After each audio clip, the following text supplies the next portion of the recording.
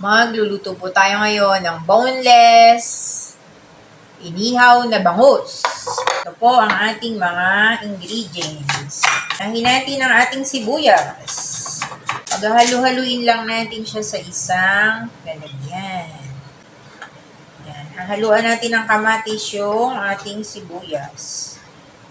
Maliliit lang ang hiwa. Kahit pa paanong hiwa po ay po pwede. Lagay na natin ang luya. Pati yung sprout ng luya. Ayan, halo-halo lang. Yung iba, nila yan. Bine-blender nila yan. Pero tayo, wala na tayong oras. Okay na po yan. Tapos, lalagyan naman natin siya ng bawang. Bawang. Sama na natin yung balat. Para po masarap. Yan, shoot. Ito po yung ating boneless bangus. Ito po ang ating mga ricado. Bawang, sibuyas, kamatis, at syempre, tayo po ay maglalagay ng asin. Lalagyan natin ng asin. Kontrolin ng asin. Para po hindi masyadong maalat. Depende po sa inyo. Masarap din naman yung may lasa. Yan. Tapos, kung yan po ay may asin na, kung kukunti lang naman, o lagyan pa natin ng konting patis. Konti lang para sa ating umami. Para sa ating pampadagdag flavor. At ito po ang ating paminta. Paminta. Lagyan natin ng paminta. Ayan. Lagyan natin ng paminta. Halo-halo lang. Naghugas naman tayo ng kamay. Tapos, meron po tayo ditong chili paste. Itong chili paste natin na to, ihahalo dun natin siya. Kaya lang, mas maganda po sana itong chili paste natin, irarab na natin dito mismo sa ating bangus. Yan. Rub na natin siya directly na siya. Yan. Ito po ang ating bangus na boneless. Dinirekta ko na po dyan yung ating chili paste. Kung nakukulangan pa kayo, pwede pa po natin siyang lagyan. Yan. Pampatay kasi yan ng lansa. Yan po ang sikreto.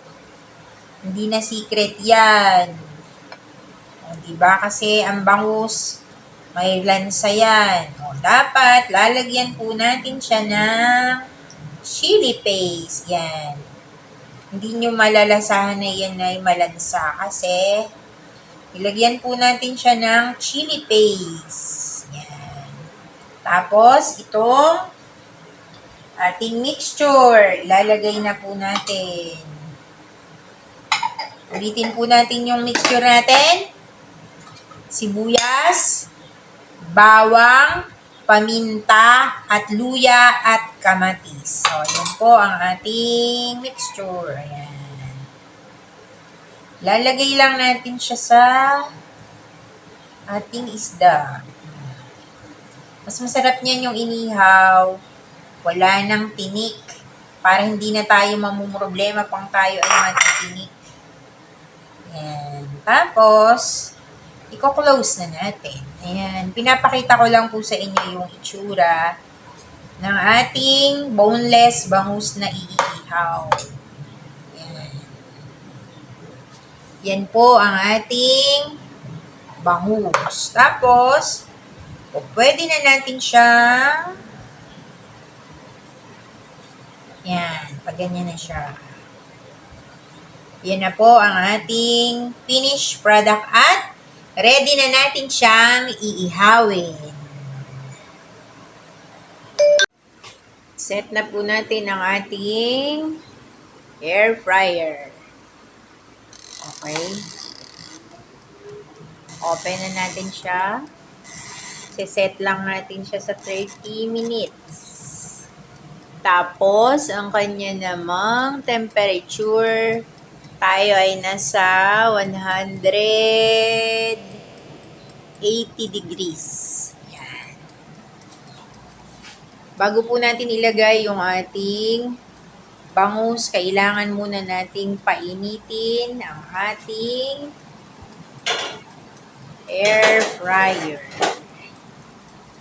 Pinapainit lang natin ang ating air fryer. Yan. Pinapainit po natin ang ating air fryer. Mga 5 minuto siyang dapat na uminit bago natin ilagay yung bangus. Mainit na po ang ating air fryer. Ngayon, ilalagay na po natin ang ating bangus. Ilagay ang bangus. Tayo po, ilalagay na natin.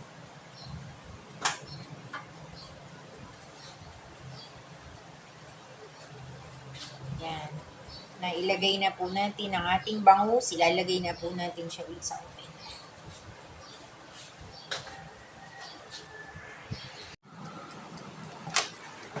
Ito na po ang ating bangus sa loob ng oven. Hintayin po natin siya maluto sa loob ng 30 minutes.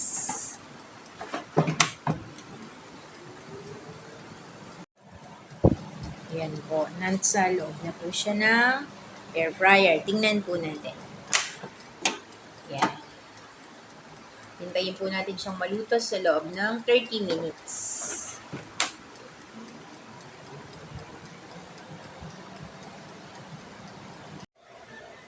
Luto na po ang ating baked bangus sa air fryer.